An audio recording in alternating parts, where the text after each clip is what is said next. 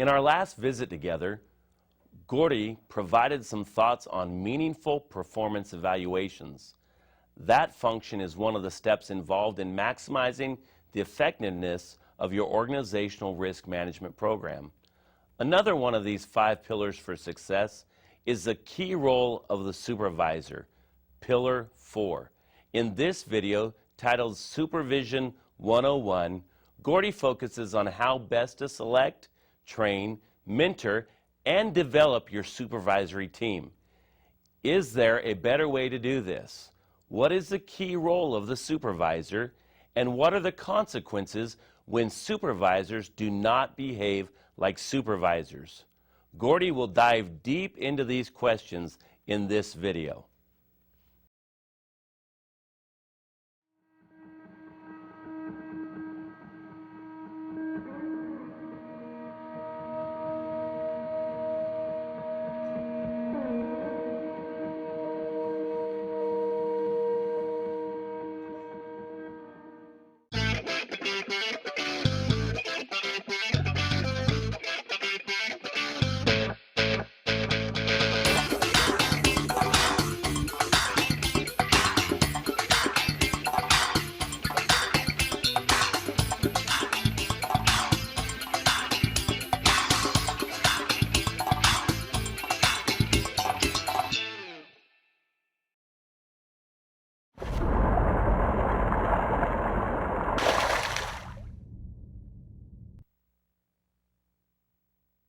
Well, hello again. Gordon Graham here, and thanks so much for coming back. You know, we are now a little bit more than halfway through this 9-video series, and occasionally I get evaluations. People watch these videos, and I get evaluations, I get feedback. And the common complaint that I hear from people, he's a very, very negative person, and we need more positive speakers. We don't need negative speakers, we need positive speakers. If I come across in any of these videos as being negative, I failed, because I'm very, very positive about water district operations.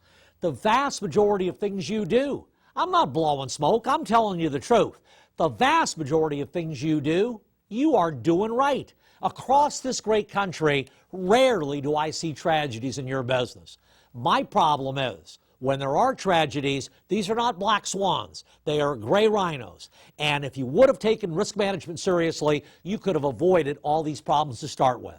And I'm so grateful for the good people at AAWD&M here who are allowing me to put together these 9 video programs so that you can go back with some knowledge about risk management. Video 1, what real risk management is all about. Video 2, the 10 families of risk. Video 3, my checklist, the 5 concurrent themes for success. Video 4, some thoughts on organizational risk management. Video 5, some in-depth thoughts on background investigations and performance evaluations. Video 6 deals with Pillar 4 of the 5 pillars of success in my organizational risk management program, and that is the key role of the supervisor. I already gave you that quote from Ross Swope. On any given day, nobody knows where the GM is. Nobody knows where the department head is. Everybody knows who their supervisor is, and many employees will modify their behavior based on which supervisor is on duty. You start looking at tragedies in the workplace, all too often it gets down to supervisors not behaving like supervisors, and I'm a broken record, or supervisors who try to behave like supervisors who got no support from management. So I get this phone call at my law office earlier this week. Chief of Police wants me to teach a class on report writing. Gordon, we need you to come in and do a class on report writing. Why? Well, I listened to one of your partners talk who said that 3/4 of our liability losses get down to lousy reports. I agree with that.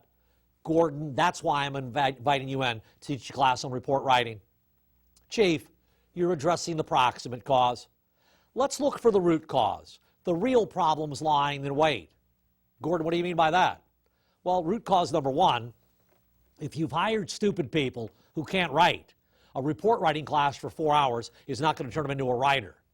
And reason number 2, cause number 2, all these lousy reports, is there a supervisor's signature on the report, approving the report as to form and content? Yep, it's a supervision issue. Yesterday, top story in the Orange County Register, talking about a DMV employee who for years had been sleeping on duty. Sleeping on duty. 4, 5, 6 hours a day sleeping on duty. And the supervisors were aware of it, but nobody wanted to take her on. That's a failure of supervision. So with that in mind, how do you promote people? How do you select? How do you train? How do you mentor? How do you develop the newest generation of supervisors? And I've got some hints for you. Again, all based on organizational risk management, Pillar 4, the key role of the supervisor. Starting with, how do you select your supervisory team? Now again, I know there's all sorts of different size organizations watching this. Some of you very, very big, some of you very, very small, and I imagine you have different processes. And perhaps from state to state, there's different processes on how to do it. But generally speaking, this is what I see in water districts. You announce a test, you give a test, you establish a list, you take people off the list. And for some of you, you're saying, Gordon, you're psychic. That's exactly how we do it. So you take this woman or man off the list, you make this person a supervisor. A month into it, they figure this out. Whoa, I got to challenge people. I got to confront people. I got to honestly evaluate people. I got to tell people not to do the things I used to do with them when we worked together. I'm not into this. So what do they do at that point, that supervisor? Do they come up to you, the GM, and say, I made a huge mistake in this promotional process, boss. Give me my old job back and make me look like a fool? Nope. They'll stay in grade for how long? Forever. And the best we get out of it is mediocrity. And here I go again. When mediocrity is present, accountability takes a vacation. And without accountability, the whole house of cards starts to fall apart. Maybe there's a better way to promote people. Well, Gordon, if you were doing it, how would you do it? Thought number one, 10,000 hours. 10,000 hours. Gladwell, Malcolm Gladwell, is all over my recommended reading list. And he's got a bunch of great books out there, including one called Outliers. And I read his 10,000 hour rule in Outliers. Good book, by the way. In order to master any profession, you got to do it for 10,000 hours. And he talks about Kobe Bryant and Itzhak Perlman and Michelle Kwan and all these people, Tiger Woods, that you see doing such a great job at what they do. It's hour after hour after hour of experience and practice, 10,000 hours. Do you know on the California Highway Patrol, when I was active, you could promote to sergeant, first-line supervisor, with 2 years on the job? You have not even learned how to be a cop yet, and we're going to make you a supervisor? We are going to make you a supervisor? That's a problem lying in wait. 10,000 hours? I would say a minimum. 5 years, maybe 6 years, before people are even eligible to take the test. Certification requirements prior to promotion. Weed out the people who are just promoting for the money. Get some certification requirements. I know in a lot of countries outside of the U.S., you want to be a supervisor? You got to have a certificate on HR management before you're even eligible to promote. You got to get a certificate of conflict resolution before you're eligible to promote. I know you're going to have a battle with HR trying to get this stuff in place, but just some thoughts for you. Testing considerations. Let's make sure the test we give our people to promote is actually related to the job they're going to be doing as a supervisor.